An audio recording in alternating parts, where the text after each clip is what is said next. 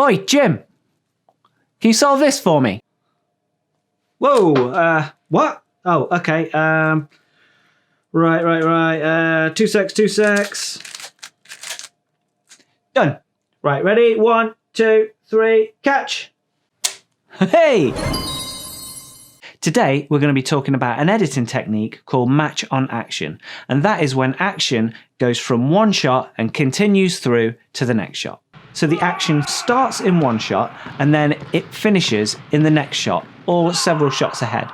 And what it does, it creates this illusion that the whole thing is filmed at the same time, and it creates a nice continuity between the shots. And it also masks the hard cut between the shots a little, because as you're watching it, all you're seeing is the action. You're not really noticing the cuts there.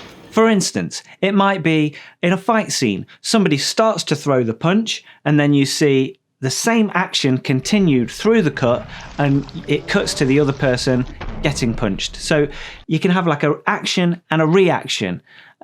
Also, it might be just one continuous bit of movement. A guy might be coming down a zip line, it cuts and you see the same guy coming down the zip line from another angle.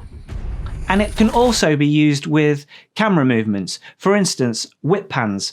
The camera whips to one side, and as it whips, it actually cuts, and you don't see the cut because the movement is just one continuous movement. And with whip pans, usually it's a whole change of scene. So the camera seems to whip one side, and then you're in a new scene. Although, yeah, you can use it for big action pieces, explosions, big fight scenes, a car crash, all big pieces of what you would think of as action. But that's not all action is. Action could be simple as a head turn, like this. I've actually filmed this shot at a completely separate time to the last shot. I haven't cut from one camera to another. I've actually moved the camera to a different position.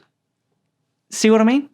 So this technique, yes, although it is used a lot in narrative film to create that continuity between shots, you can also use it in compilations of shots or montages or trailers or even music videos where you have one shot and the next shot really is actually unrelated. I mean, it could even be from a different movie. So let's take a look at this mashup that I made. The whole gimmick and idea here is that it's Batman and Joker from different movies and scenarios. So you can see it starts off with the 1989 Batman.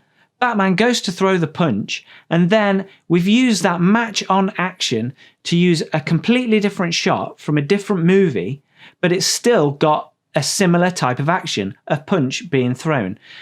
And as we can see, Batman then goes to punch Joker again, and now we cut to the game. So it's the same kind of thing, punch being thrown, cut, you see the reaction of that punch, and then here the Batmobile comes in, knocks the Joker to the left, and then we cut back to the 1989 Batman in a way that just makes sense, as though it's kind of the same action.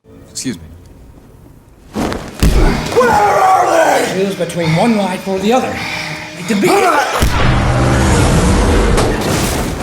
So, hope you liked the video, guys. Hope you learned something. Maybe you can use this technique in any future videos. And if you want to see more videos like this, give us a like and a subscribe, and we'll see you in the next one.